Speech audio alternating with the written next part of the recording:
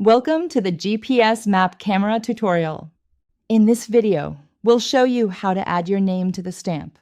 This feature is great for including your name, a team member's name, or any personal details on your photos. Let's get started. Open the GPS Map Camera app. On the main camera screen, tap the template button to customize your stamp. Tap the edit icon next to it. Now you're in the advanced settings. Scroll down and tap on the person name option. Here, you can type your name. For example, let's type Jackson Williams. And that's it.